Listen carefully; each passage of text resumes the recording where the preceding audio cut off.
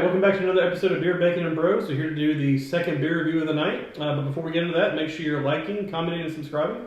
Help us out with the channel. Make sure you get in there and interact with us. We definitely would love to reach back out and respond and get a good conversation going. So we're not afraid to answer your rebuttals. No, not at all. Not at all. We embrace the opinions. We're not scared. We're not scared. So all right, what we got? Here we are back again with the second beer review of the night, coming from Catawba Brewing. This is the honeycombed honey nut breakfast stout. I'm looking forward to this. I'm looking forward to it too. I got some high expectations. So it says it's sweet, nutty, and roasted. Okay. So let's do it. Let's see if I can find the 6.2 on this one. Okay. Yeah. Not the 12 and a half. Not the 12 and a half. No. Yeah. You might have to stay the night if we were going to go for another. We have another the high gravity on these. Yeah. You might have to. Yeah. You may not be able to drive home. I was in the dark. I thought these were light. You thought it was going to be like a lighter stout, like I thought it was going to be kind of like the blonde that we did from Legal Remedy. Yeah. The mocha. Yeah, that one. The mocha white. Yeah, whatever. Mocha Java, or no, not Mocha Java. What was it? It was Mocha Breakfast Blonde. No, it's the World Court Mocha Blonde Stout. Mocha Blonde Stout. That's what it is. Yeah. So it looks like a Bud Light, but pours and tastes like a stout. So two really dark beers, and So it's not really a inviting smell. No.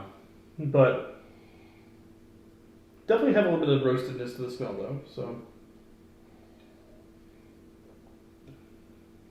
I don't smell honey in this, and I kind of wish I did.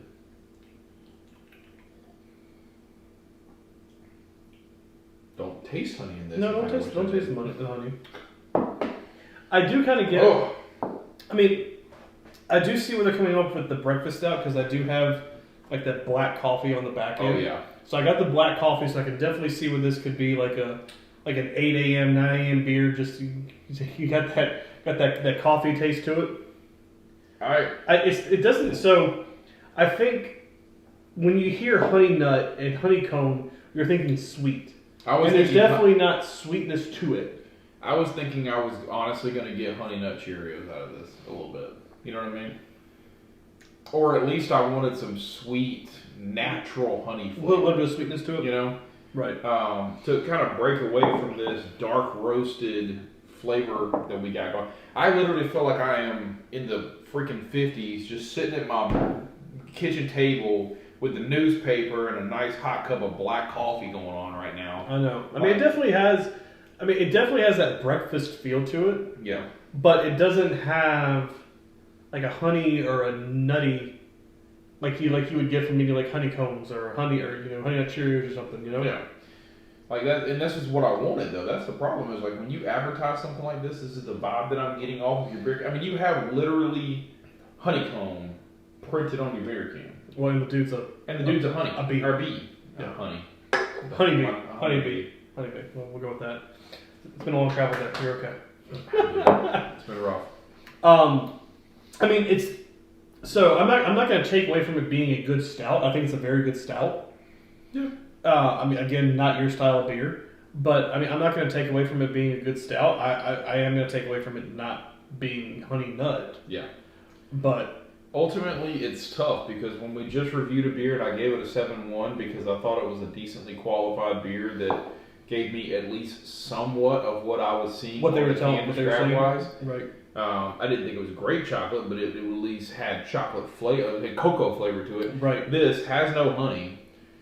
Has no nuttiness to it. Has no nuttiness to it. It's kind of just a breakfast stout that it's a coffee breakfast stout. Like this is what it should be called. So for me, like, and honestly, I think I mean, we've run into this problem before with Catawba. I really think it has to do with their canning and their bottling. Yeah. For whatever reason, anytime we get their beers, it always seems like there's something off with Catawba or Palmetto. Yeah.